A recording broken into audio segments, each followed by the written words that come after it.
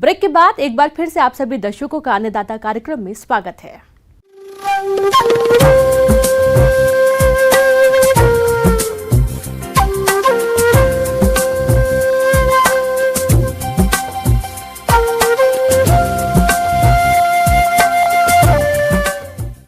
मौसम विभाग की रिपोर्ट पर साप्ताहिक कृषि सलाह इस प्रकार है।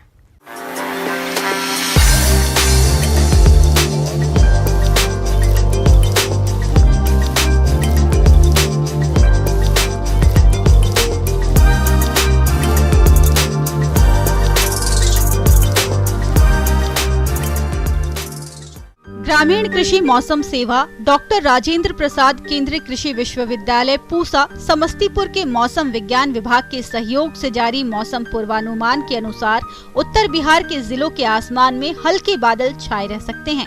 इस अवधि में उत्तर बिहार के जिलों में अच्छी वर्षा की संभावना नहीं है। आमतौर पर मौसम शुष्क रहने की संभावना है। हालांकि एक दो जिलों में जैसे पूर्वी तथा पश्चिमी चंपारण के कुछ स्थानों पर हल्की वर्षा हो सकती है।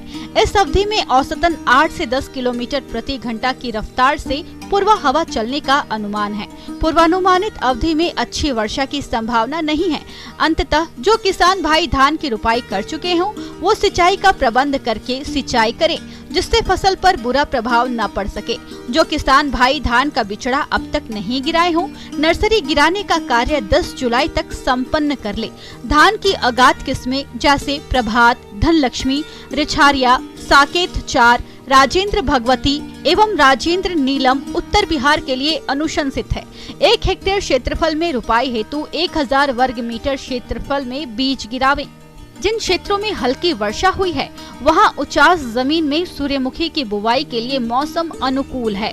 मोरडेन, सूर्या CO 1 एवं पैराडेविक सूर्यमुखी की उन्नत संकुल प्रभेद हैं, जबकि KB SH 1, KB SH 44 सूर्यमुखी की संकर प्रभेद हैं। प्याज की बीज स्थली में जहां बिचड़े 15 से 20 दिन के हो गए हों, वहां से खरपतवार निकालें। उचास जमीन में अरहर की बुवाई करेंगे। बहार, पूसा 9, नरेंद्र अरहर 1, मलाविया 13, राजेंद्र अरहर 1 आदि किस्में बुवाई के लिए अनुशंसित हैं। बुवाई से ठीक पहले उपचारित बीज को उचित राइजोबियम कल्चर से उपचारित कर बुवाई करना चाहिए। आम का बाग लगाने का यह समय अनुकूल चल रहा है। मई के अंत से जून माह में पकने वाली किस्में मिठुआ, गुलाब खास, बम्बैया, अल्फांजो, जर्दालू। जून माह में पकने वाली किस्में लंगड़ा, मालदा, हेमसागर, कृष्णभोग, अमन दशहरी आदि अनुशंसित है। पहले से तैयार गड्ढे में फलदार एवं वानिकी पौधों को लगाने का कार्य करें। किसान भाई गौशाला में रात के समय नीम की पत्तियों का धुआं करें, ताकि मच्छर तथा मक्खियों के प्रवेश पर नियंत्रण हो सके। पशुओं के निवास स्थान की साफ सफाई करते रहें।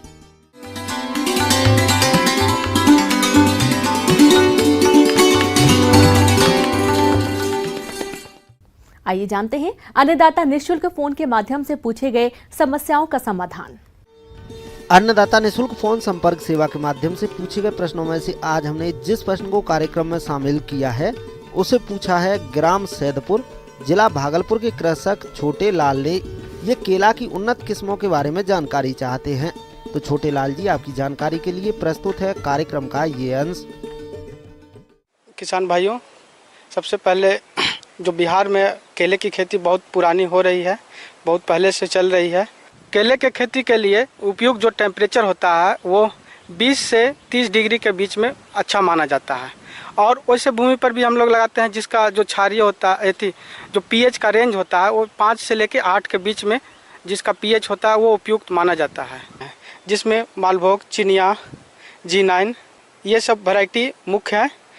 इसको लगाने से मेन फ़ायदा ये है कि जो पौधा लगाने का जो टाइम होता है, टाइम ड्यूरेशन जो होता है वो हम कम जाता है। और जो किसानों को जो विभिन्न प्रकार की बीमारियां से जो जूझना पड़ता था, जिससे उत्पादन किसानों के कम हो जाती थी, उसमें गिरावट आई है।